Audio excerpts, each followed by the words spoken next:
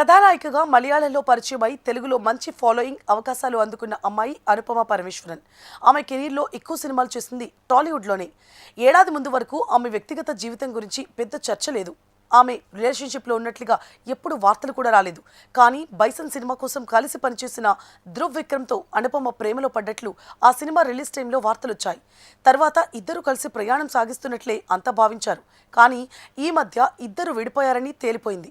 Relationship నుంచి బయటకు వచ్చాక స్వేచ్ఛగా ఉందని అర్థం వచ్చేలా అనుపమ వరుసగా క్రిప్టిక్ పోస్టులు పెట్టడం చర్చనీయాంశంగా మారిన సంగతి తెలిసిందే.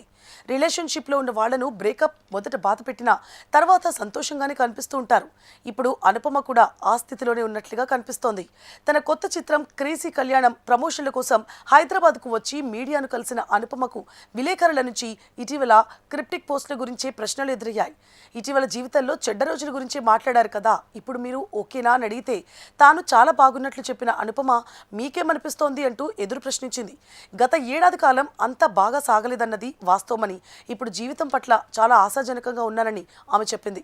ఇప్పుడు చాలా మంచి స్థితిలో ఉన్నట్లుగా కూడా చెప్పిన అనుపమ క్రేజీ కళ్యాణం సినిమా చేస్తున్నప్పుడు కూడా తాను ఇలాగే ఉండుంటే ఇంకా క్రేజీగా ఉండేదని వ్యాఖ్యానించింది. మరోవైపు ఇలా సోషల్ మీడియాలో పోస్టులు పెట్టడం జనాలకు అవసరమా అంటూ అడిగితే తన సోషల్ మీడియా తన ఇష్టమని, తనకు ఏది అనిపిస్తే అది చేస్తానని ఆమె తేల్చి చెప్పింది. మీరు రిలేషన్షిప్లో అవతలి వ్యక్తిని బ్లేమ్ చేస్తున్నారా అని అడిగితే మీకు నన్ను చూస్తే ఏమనిపిస్తోంది, నా జీవితం గురించి మీకేం తెలుసు అంటూ కొంచెం ఘాటుగానే స్పందించింది అనుపమ పరమేశ్వరన్.